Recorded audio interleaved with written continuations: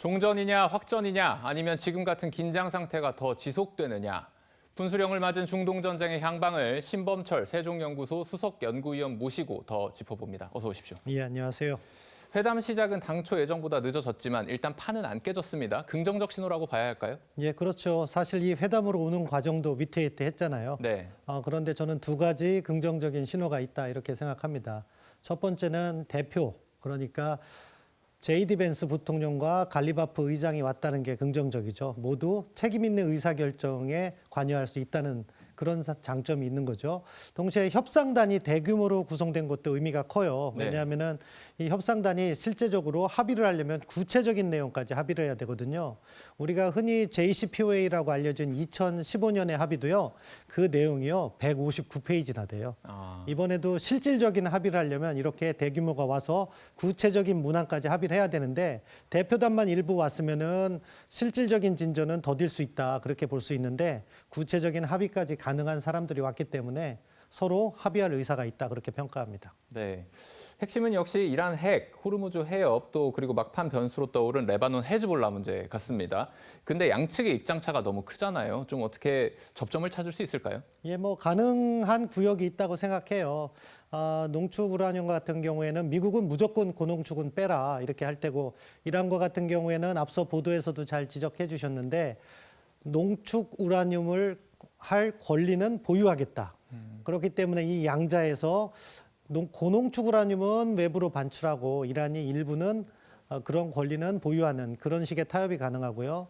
호르무즈 해협 같은 경우에도 미국은 이란이 독점적으로 관리하는 것은 허용하지 않겠지만 이란은 또 그렇다고 해서 완전히 호르무즈 해협을 손에서 놓는 건 또 동의하지 않을 거예요.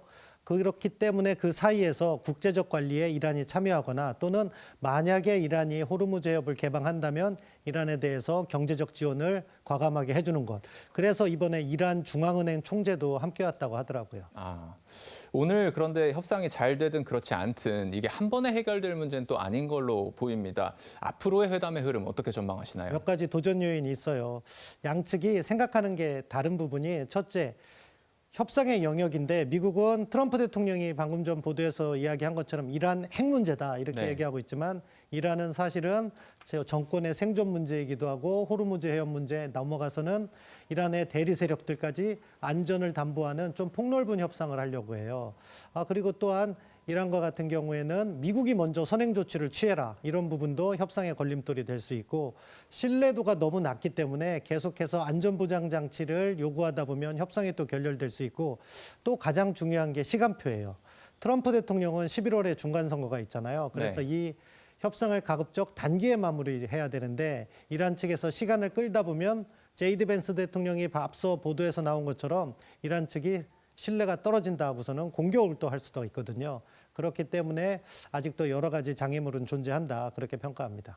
그래도 결론적으로 양측 모두 어떻게든 절충점을 찾으려고는 하겠죠. 예. 그렇기 때문에 사실 모인 거예요. 이 자리에 모이는 것이 쉬운 일은 아니었다고 생각합니다.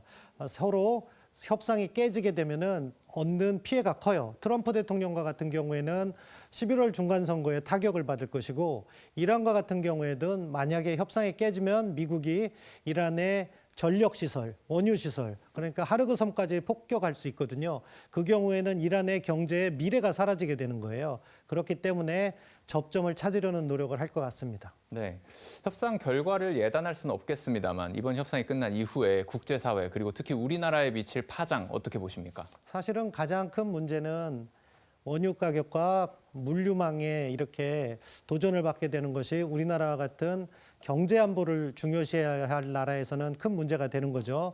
그런 부분이 가장 크고 중동 지역의 불안정, 나아가서 미국의 패권이 흔들리게 될 가능성도 존재한다. 그리고 이것이 세계 금융의 불안정을 낳게 되면 대한민국에게 직접적인 피해가 있기 때문에 우리가 이 문제를 면밀히 관찰해야 된다고 생각합니다. 그렇군요. 위원님 오늘 말씀 잘 들었습니다.